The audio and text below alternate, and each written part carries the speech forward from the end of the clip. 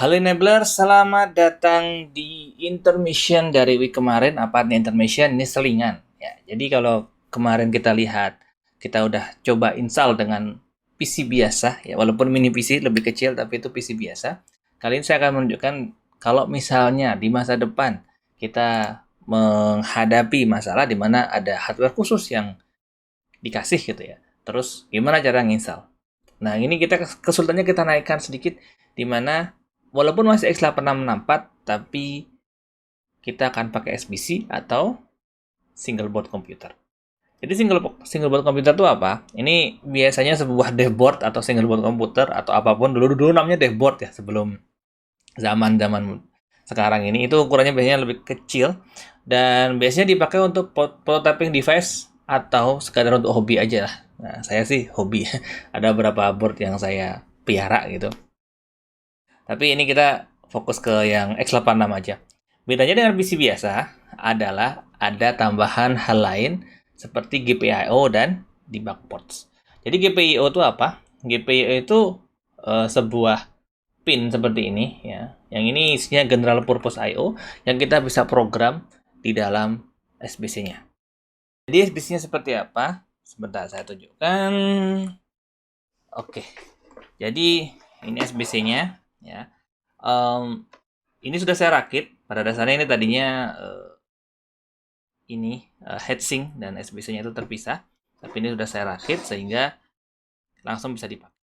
Jadi platformnya adalah X86, namanya Radka, Rockpi X ya. Mungkin dibalikin biar kelihatannya. Radka Rockpi X version 141 ya. Dimana ini beberapa portnya. Ini port biasa, port RJ45, kemudian yang biru ini port USB. Ya, ini nggak terlalu fokus. Port USB 3, sementara yang hitam-hitam port USB 2. Kemudian yang di sini ini port HDMI, kemudian audio video. Lalu ini ada USB untuk power. Di sini ada button, mungkin kurang jelas ya. Naikin dikit dulu ya. Nah, di situ ada, ini saya tunjukin aja. Di sini ada button untuk reset. Lalu ada slot untuk micro SD. Ini sudah saya pasangin micro SD, jadi biar kita bisa lihat nanti ini micro SD isinya apa. Lalu ada built-in ini apa namanya antena yang saya konekin ke sebuah antena ini. Nanti ini buat connect ke WiFi seperti itu. Nah, antena ini connect ke apa namanya chip yang di sini, yang mana chipnya ini chip Realtek dan ini pakai firmware yang apa namanya firmware-nya itu proprietary. Kemudian ini ada lagi tadi yang saya bilang ada GPIO. Ini ada GPIO 40 pin yang sudah diwarnai ya. Jadi kita yang nanti akan saya tunjukkan juga seperti apa bentuk pin out-nya. Yang mana yang merah ini volt, kemudian daerah sini kalau tidak salah ini adalah UART nomor 2 atau serial konsol nomor 2. Nanti kita akan pakai ini ya. Kalau misalnya kita tidak punya output menggunakan HDMI, kita bisa pakai ini. Sementara apalagi fiturnya? Itu aja sebenarnya sih. Ini PC biasa, komputer biasa. Bagusnya adalah karena bagian ini programmable. Kalau kita punya komponen lain di sini, kita bisa kontrol di sini. Dan ini karena ini walaupun sekecil ini, dia menjalankan Linux. Jadi kita bisa mencoba ya belajar programming GPIO dan segala macam dengan menggunakan. Kali ini itu akan di luar scope kita. Kita akan coba menginstal Linux Debian di sini ya. Ini kosong belum dan seperti biasa yang kita siapkan USB yang sudah diisi dengan Debian kayak kemarin. Kemudian tentunya network biar bisa connect ke internet karena wifi-nya nggak bisa langsung connect. Terus kita juga punya apa nih namanya HDMI ya, dan nanti kita akan hidupkan dengan menyolokkan ini apa namanya USB ini ke board ini ya, dia akan langsung hidup. Oke, jadi setelah itu kita bisa lihat. Oke, setelah semua terinstall seperti yang kemarin ya, segala macam Pipewire dan segala macam sudah terinstall, ada beberapa hal yang harus kita lakukan sebelum board ini berfungsi. Pertama, kita harus copy firmware-nya ke lib dash firmware. Nah, ini saya sudah SSH ke apa namanya minibox lokal, sehingga saya sudah download firmware-nya dari situsnya Radka langsung, dan sudah saya simpan di dalam lib firmware PRCM. Nah, di sini ada beberapa ya. Kalau kita lihat grep HCD, ini ada BCM 4345 channel HCD, ini buat si Bluetooth, dan ada satu lagi yang TXT dan bin itu untuk, nah yang ini, nah 43455 SDIO ini digunakan untuk si Wi-Fi-nya. Oke, jadi karena sudah kita install menggunakan Network Manager, kita bisa cek dengan menggunakan sudo, atau nggak usah pakai sudo, saya masuk ke home dulu, nmcle show devices kali ya. Nah, ini kelihatan ya, ada WLAN, ada loopback dan segala macam. Yang connect itu si NPS 0 ya. Kalau kita lihat IP ADDR, ada WLAN walaupun nggak connect, artinya sudah terinstall. Saya pakai sudo nmtui sehingga aktifkan satu koneksi, saya hidupkan.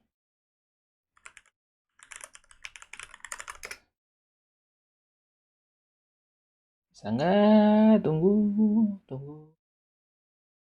Ya. Kita lihat apakah berhasil. Harusnya berhasil.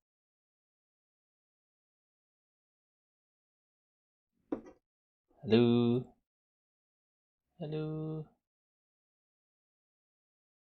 Ya, di sini loh. Oh, kuncinya salah. Baiklah.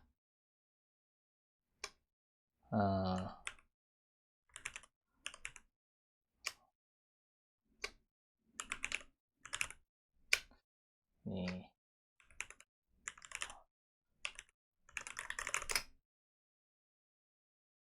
Ya, bisa. Oke, berhasil. Kita mundur. Oke, mundur dan wah, oke.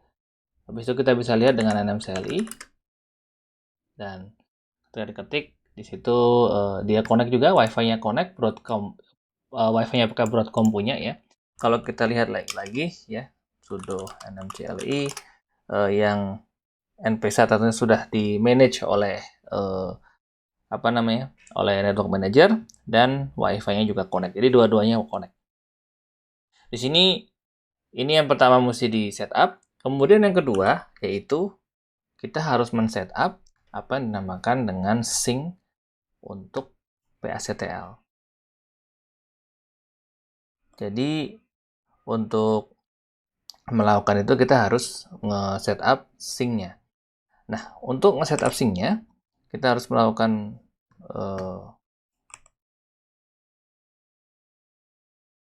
perintah. Ini harus quit ya, dengan menggunakan PACTL seperti dengan yang kemarin. Bedanya, ini PACTL pertama harus set profile, set card profile. Ya. Di sini ada beberapa. Kita lihat yang ALSA card, PCI. Jadi ternyata ada dua card. Pertama HDMI LPE, yang kedua punya yang untuk Hi-Fi CATBSW.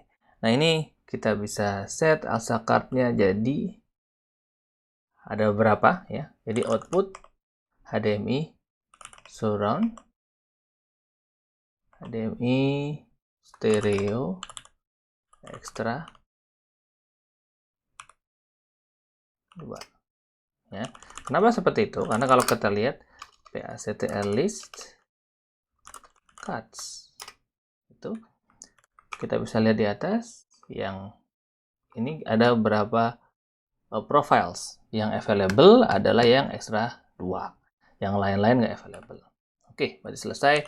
Kemudian kita set PACTL. Nah, karena ada dua sound card, kita harus set default sync ya, set default sync.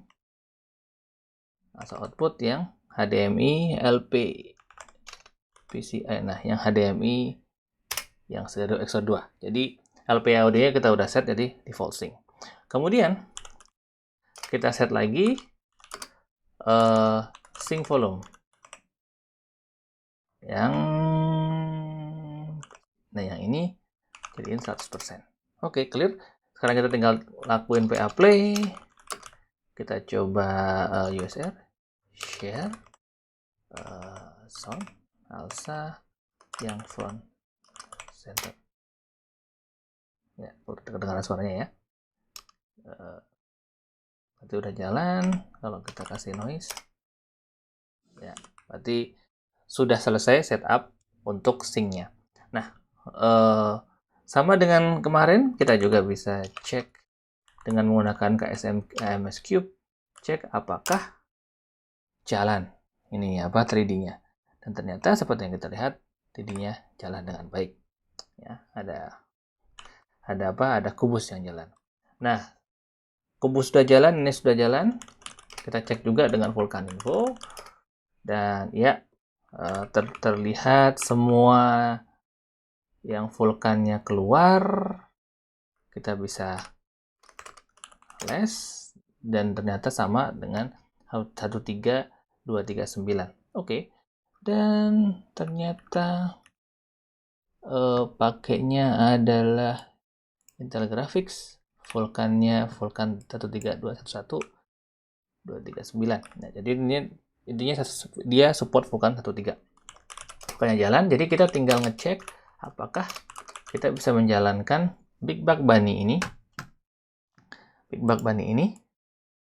ya, ke dalam frame buffer tadi dengan menggunakan MPV yang sudah kita install dengan DRM. GPU API-nya kita pakai Vulkan dan kita jalankan Big Bug Bunny. Ya. Nah, coba kita lihat ya, buffernya play ya. Saya mau SSH satu lagi supaya kita bisa lihat menu drop, bisa lihat loadnya. Pakai laptop dan terlihat kalau ngeplay video dia cukup tinggi, suhunya naik jadi sekitar 55 derajat Celcius dan sebenarnya ini juga mulai kerasa hangat kalau dipegang. Oke, coba buat cepetin.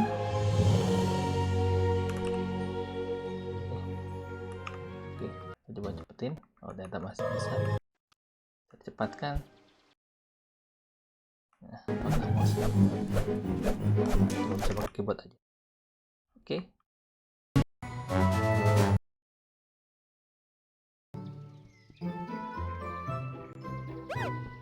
Ya. Jadi jalan, DRM jalan, pipe wire jalan, kemudian output ke ini jalan, dan ini bisa buat ngeplay multimedia. Jadi tes sama dengan mini PC kemarin sudah jalan dengan. Nah, selanjutnya habis ini kita akan coba output. Tadi kan kita pakai SSH. Apa jadinya kalau misalnya ini nggak ada SSH-nya? Gimana kita bisa connect ke dalam board ini tanpa kita pakai SSH dan mungkin ketika kita tidak punya layar. Jadi kita akan coba connect dengan menggunakan apa yang dimaksud dengan UART. Oke, kali ini kita akan melanjutkan dengan memakai UART untuk mengakses TTY-nya atau terminalnya. Kalau kan ada dua cara, kemarin pakai keyboard langsung yang colokin di sini atau kita pakai SSH. Nah, itu kan berarti harus ada network yang connect dulu. Gimana kalau network yang belum connect? Itu dan kita mau lihat ada masalah apa di kernel dan segala macam, kita nggak bisa lihat kecuali kita konekin HDMI dan keyboard ya. Kita nggak bisa berinteraksi. Nah, caranya gimana supaya bisa berinteraksi? Ini cara yang paling umum yang dilakukan oleh embedded device programmer, yaitu dengan menggunakan UART. Ya, device-nya seperti ini. Untuk menggunakan UART kita harus punya kayak semacam serial port. Nah, komputer zaman sekarang nggak ada serial port sehingga kita perlu converter dari USB ke serial, dan di serialnya ini nanti kurang lebih bentuknya seperti ini. Sebentar, saya pause dulu bentar. Kurang lebih bentuknya seperti ini. Oke, saya cabut dulu. Jadi bentuknya seperti ini, ya. Dan di sini ada USB B. Ini saya geser dulu kali ya. Nah, ini dari USB B. Kemudian di ujung sininya ada pin-pin RX, TX, dan segala macam. Biar ini lebih aman, mungkin saya matiin dulu aja. Ya, matiin dulu aja supaya saya geser. Oke. Nah, diganti dengan ini. Nah, ini jelas. Di sini ada USB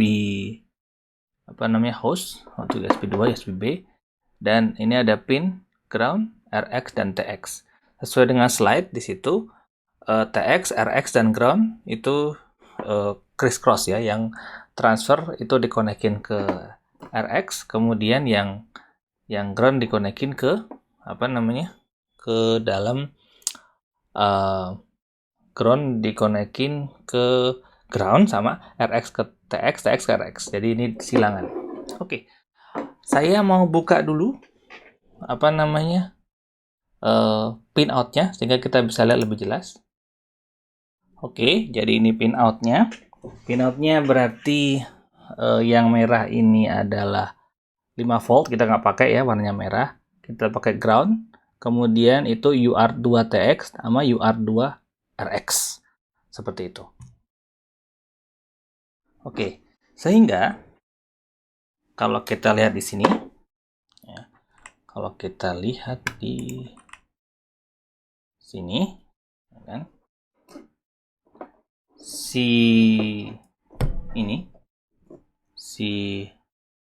mana sini?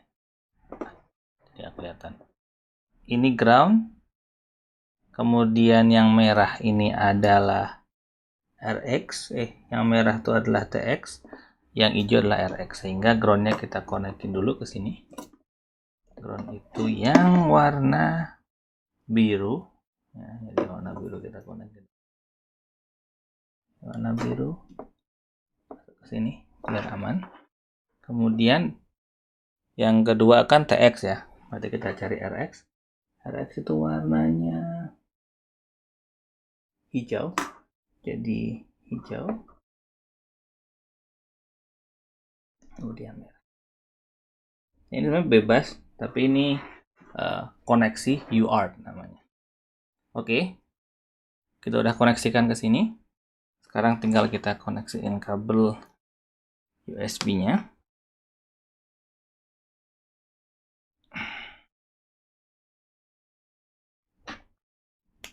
Oke, selesai. USB-nya udah connect. Dan kita tinggal geser dikit supaya nggak terlalu serem ya.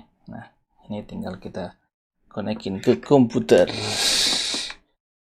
Oke. Nah, dia connect. Hanya dia belum punya power, sehingga kita juga hidupkan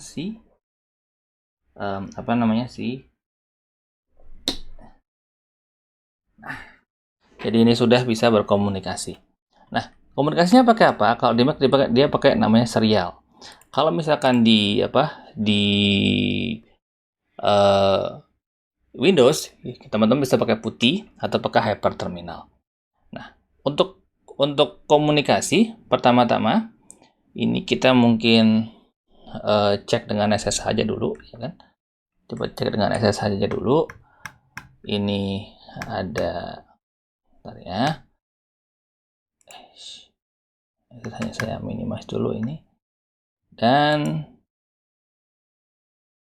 sebentar. Oke, jadi kita SSH dulu. Oke, ini juga mati ternyata. Mungkin saya bikin. Oke, dia udah connect. Oke. Astaga, kenapa jadi Chinese? Salah ketik.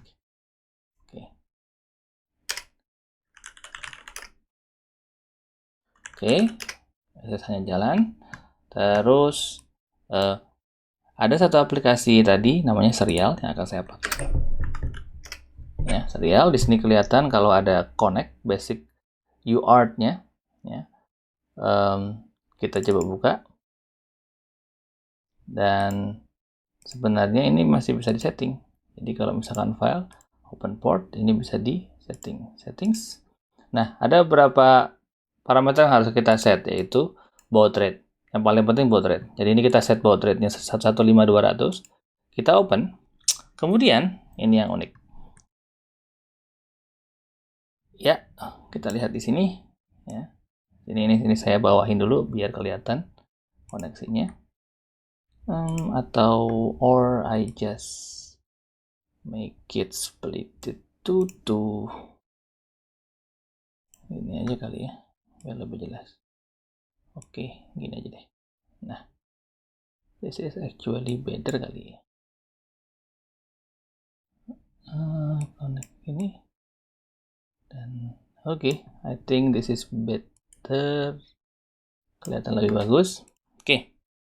Jadi kalau kita lihat di dev ada TTY bintang. Nah, ini ada dev TTY berapa dan segala macam.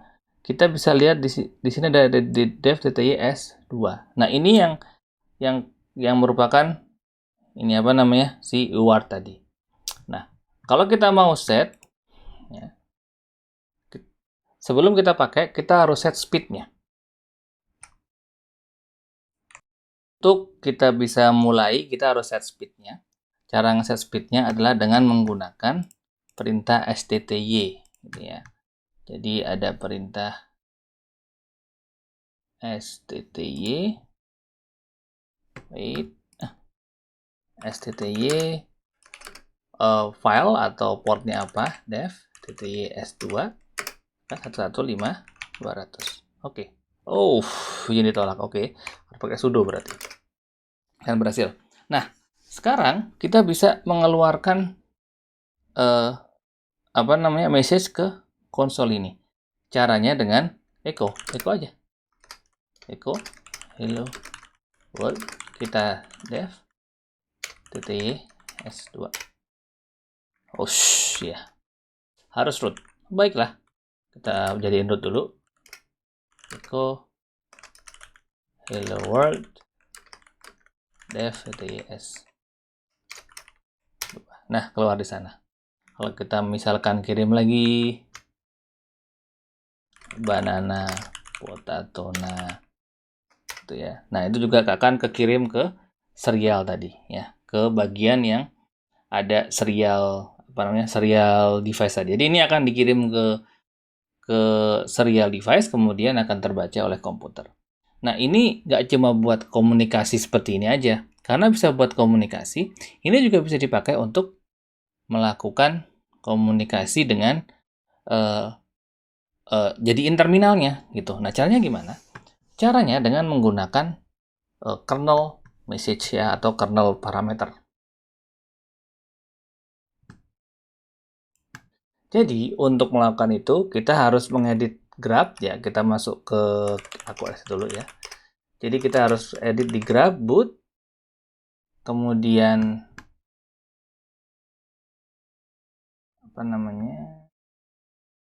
boot, terus grab. Nah, di sini ada grup CFG, isi di boot grab. Nah, di sini ada grab CFG. Kita bisa edit di sini. Nah, coba kita edit vim grab.cfg. Nah, di sini kalau kita lihat, saya coba nolin dulu biar agak lebih kecil. Di sini ada satu menu entry khusus untuk Debian GNU Linux yang paling atas ya. Kelas Debian, kelas GNU bla bla bla bla. Oke, kita coba copy. Kita coba copy yang ini, menu entry.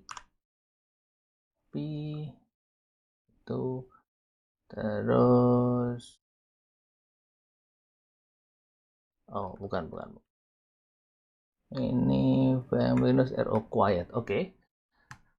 Artinya kita harus tambahkan kernel.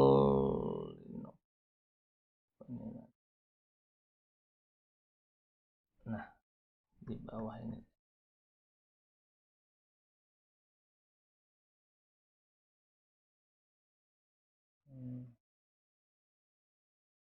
Why? Jadi di belakang dikasih konsol sama dengan TTY S2 15200. Kemudian udah seperti itu. Simpan. Wait. Nah, terus kayaknya sudah, kita bisa reboot. Nah, cara reboot kita sudah systemctl reboot. Nah, sebenarnya ini kita bisa switch ke apa namanya, ke frame buffer ya. Di sini kali ya, oke, ini kekecilan tulisannya. Ini ada behavior unik dari board ini adalah kita bisa gedein tulisannya dengan cara milih otomatis dari sini. Harusnya gede. Nah, lebih gede. Oke. Jadi sini diedit, kita bisa edit langsung. Kemudian di sini kelihatan kan ada Debian, get, set parent, bla bla bla. Kita bisa tambahkan. Nah, ini sudah ada. Ada tambahan Linux, VM Linux, konsol TTY-S2 115.200. Kalau begitu, kita coba Ctrl Alt Del dan kita boot dengan menggunakan TTY-S2. Apakah masuk ke situ?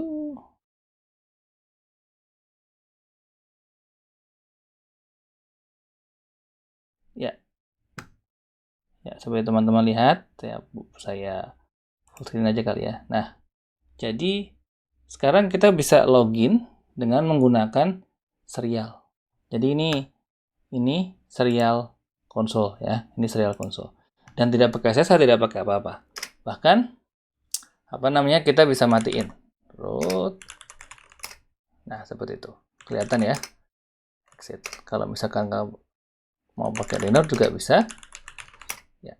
Artinya ini adalah apa namanya, konsol yang kalau misalkan kita matiin ininya apa ya, sudo systemctl gitu ya, systemctl sudo nmtui ya, kita matiin dua-duanya, aktifkan satu koneksi, kita matiin ini, matiin, udah tidak ada koneksi ke luar ya. Sudo nmcli devices nmcli ya, sama sekali nggak kelihatan apa-apa gitu kan, nmcli juga. Nah, md. Nah, terputus semua, tidak ada networknya, sehingga kita tetap bisa berinteraksi dengan ini ya. Kalau misalkan kita connect ke ping ke 8888 juga nggak ada networknya karena tidak ada yang connect. Nah, karena nggak connect, kita satu-satunya cara cuma lihat di serial ini. Caranya sama dengan tadi, kita bisa tes juga. Misalkan kita ketik MSCube ya kan, ya, frame buffernya tetap keluar seperti yang kita inginkan ya. Bedanya ini kita memakai serial konsol, bukan SSH. Kemudian yang kedua, anggaplah kita mau pakai MPV. Kayaknya udah ada ya MPV ya. Sebelum ini MPV. Nah, ini. Ya udahlah, gini aja lah, saya hafal kok. MPV VO DRM GPU API full kan. Nah, seperti itu. Oke, kita lihat dan ya, jalan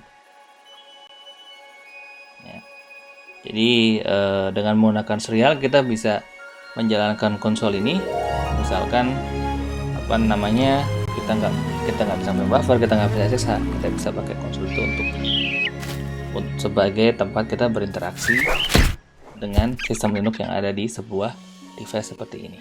Ya, syaratnya hanya punya device, kemudian punya apa namanya, syaratnya punya FTDI sehingga kita bisa berinteraksi dan